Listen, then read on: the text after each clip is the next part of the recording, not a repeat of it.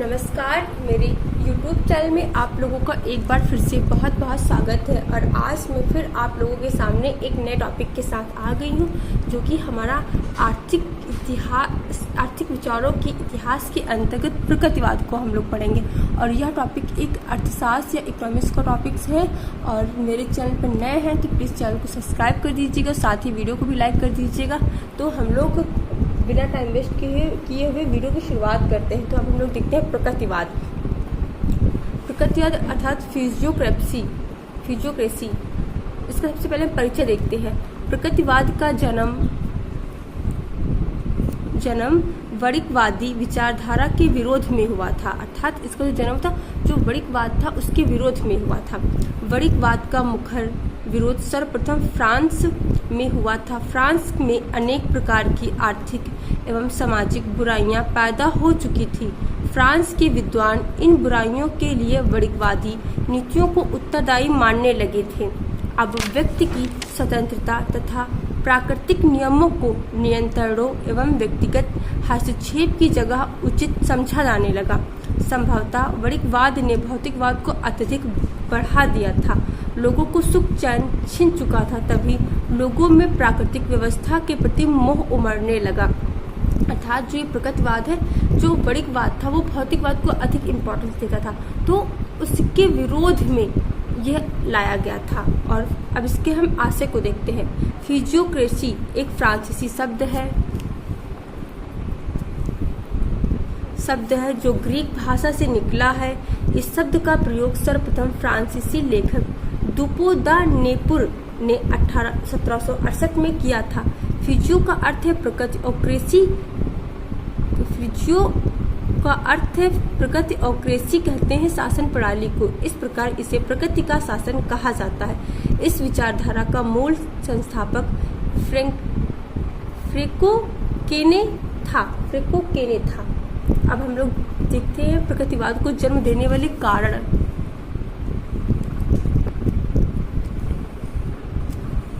कारणों को देखेंगे। यूरोप में लगभग 300 वर्ष तक वणिकवाद का बोलबाला रहा। फ्रांस के विचारक वणिकवाद के कटु आलोचक बन गए थे। उन्होंने व्यापार व उद्योग धंधों की जगह कृषि तथा कृषकों को विशेष महत्व दिया।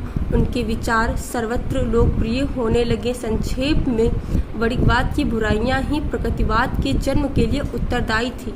प्रकृतिवाद को जन्म देने वाली अन्य घटनाओं को नीचे दिया जा रहा है। मतलब जो घटनाएं थी, राज दरबार का अपव्यय 14वीं शताब्दी से लेकर 16वीं शताब्दी तक लुई वंश का शासनकाल अत्याचारों की लंबी गाथा बन चुका था। राजा विलासिता का जीवन बिताने के लिए जनता का शोषण कर रहा था।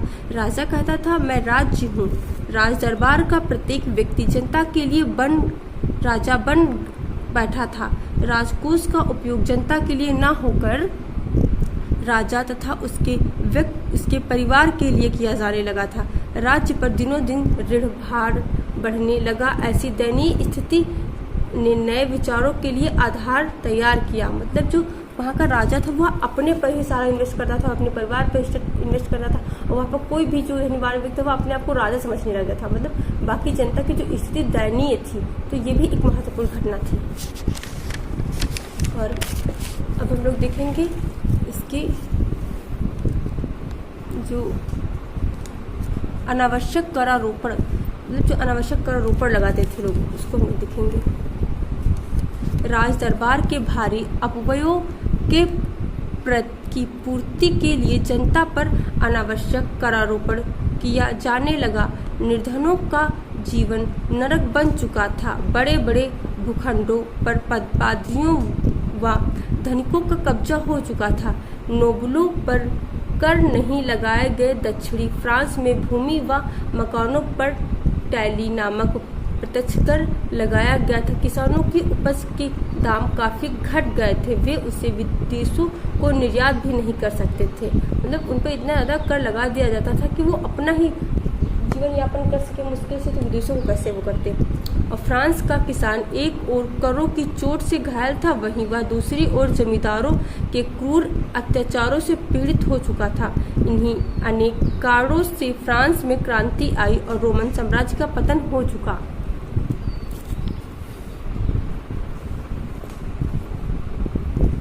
अब हम लोग देखेंगे वणिकवादी नीति।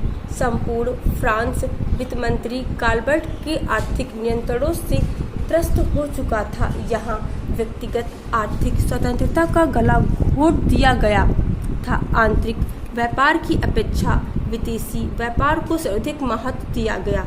मजदूरों व किसानों का शोषण करके देश में सोने चांदी के संग्रह को बढ़ाया गया। प्रगतिवादी विचारक कृषि सुधार कार्यक्रम को आगे बढ़ाने लगे थे। उनके विचारों ने लोगों को कृषि कार्य की ओर आकर्षित किया था। धीरे धीरे लोग नई विचारधारा के अनुसार चलने लगे थे। और अब हम लोग देखेंगे इंग्लैंड की